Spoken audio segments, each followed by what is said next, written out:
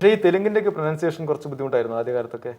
ആദ്യം കുറച്ച് പ്രയാസമായിരുന്നു എനിക്ക്. പിന്നെ അത് കഴിഞ്ഞപ്പം അവരിങ്ങനെ ഓരോ വാക്കുകൾക്കും നമ്മൾ മലയാളത്തിൽ പാടുമ്പോൾ നമ്മൾ ചില വാക്കുകൾക്ക് അത്ര ഒരു കടുപ്പിച്ച് പറയാതെ അങ്ങ് ലൈറ്റായിട്ട് വിട്ട് കളയുന്ന വാക്കുകളില്ലേ, അവിടെ അങ്ങനെയല്ല, ഓരോ വാക്കുകളും ഊന്നി അങ്ങനെ. ആദ്യമൊക്കെ കുറച്ച് ബുദ്ധിമുട്ടൊക്കെ ഉണ്ടായിരുന്നു, പിന്നെ പഠിച്ചു. പിന്നെ ഞാൻ തെലുങ്ക് എഴുതാനും വായിക്കാനും ഒക്കെ പഠിച്ചു. ഇപ്പം അത് കൗതുകമുള്ള കാര്യം. ഏതെങ്കിലും പാട്ട് ഓർമ്മയുണ്ടോ? തെലുങ്കിൽ ഏതെങ്കിലും ഒരു പാട്ട് ഓർമ്മയുണ്ടോ? വെറുതെ പാടി പറഞ്ഞ തൊട്ട മനസ്സ് തൊട്ട ചില പാട്ടുകളുണ്ടെന്ന് പറഞ്ഞുകൊണ്ട് ചോദിക്കുക. മധുമാസം കുഹുഗാനം ഇതിരായനി ഇതിഹാസമേ വിധിരാതతో పరిహాసమే మన ఊయలలో వెన్నెల മധുമാസം. കീരവാണി സാറിന്റെ ഒരു പാട്ടാണ്. ഒരുപാട് വ്യത്യാസമുള്ള പാട്ടുകളുണ്ട്, ഒരു പല പല മൂഡുകളിലുള്ള പാട്ട് പാടിയിട്ടുണ്ട്. ചേച്ചി ഏറ്റവും ഇഷ്ടപ്പെട്ട ഒരു പാട്ടെന്ന് ഞാൻ ചോദിക്കുന്നില്ല, എന്നാലും പെട്ടെന്ന് ഒരു 5 പാട്ട് പറഞ്ഞ ചേച്ചിയുടെ മനസ്സിൽ നമ്മുടെ മലയാളം പാട്ടുകൾ ഏതൊക്കെയായിരിക്കും കടന്നു വരുന്നത്? അയ്യോ അല്ല, പെട്ടെന്ന് ഇങ്ങനെ പാടിയിട്ടുള്ളതല്ലേ ചേച്ചിക്ക്? ഇഷ്ടപ്പെട്ട പാട്ടുകൾ ഒരുപാടുണ്ട്. അതിലിപ്പോ ഏത് പറയുന്ന വേണ്ട പറയണ്ട.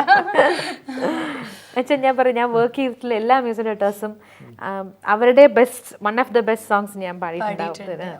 ഇപ്പൊ ജോൺസൺ മാഷിന്റെ ആണെങ്കിലും ഒരുപാടുണ്ട്, രവീന്ദ്ര മാസിന്റെ നല്ല ഒരുപാട് പാട്ട് പാടിയിട്ടുണ്ട്, ജയചന്ദ്രന്റെ പാടിയിട്ടുണ്ട്, പിന്നെ ഇളയരാജ സാറിന്റെ ഒക്കെ നല്ല കുറെ പാട്ടുകൾ എനിക്ക് പറയാൻ പറ്റുന്ന നല്ല പാട്ടുകൾ, ഔസേപ്പച്ചൻ സാറിന്റെ പാതിരാമഴ ഏതോ ഒക്കെ.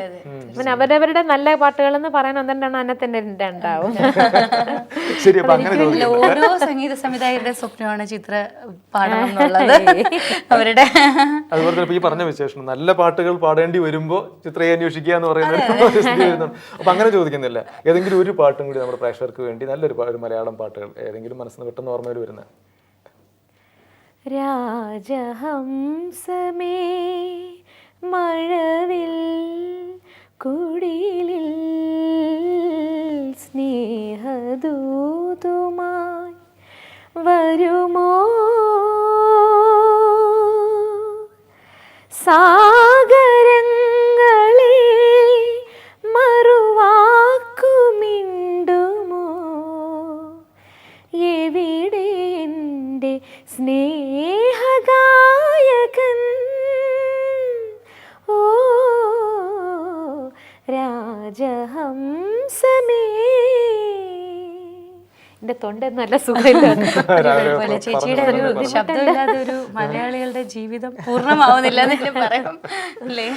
അല്ല, അത് കണ്ടുകൊണ്ടിരിക്കുന്നവരുടെയും കൂടെ അറിവിലേക്ക് വേണ്ടി പറയുകയാണ്. രാവിലെ വന്ന ഉടനെ പറഞ്ഞു എന്നെ കൊണ്ട് പാടിപ്പിക്കരുത്, തീരെ സുഖമല്ല യാത്ര ചെയ്തതിന്റെ. പക്ഷെ ചിത്ര വന്നിട്ട് പാടാതിരിക്കുക എന്ന് പറയുന്നത് അത് ഏറ്റവും വലിയൊരു പ്രേക്ഷകർക്ക് നമ്മളോട് വിരോധം അനീതിയായിരിക്കും. അതുകൊണ്ടാണ് നിർബന്ധമായിട്ടും പാടിപ്പിക്കുന്നത്. ക്ഷമിക്കുക. സ്ട്രെയിൻ ചെയ്തതിന്റെ കുറച്ചൊരു സ്ട്രെയിൻ ഉണ്ട് വോയിസ്.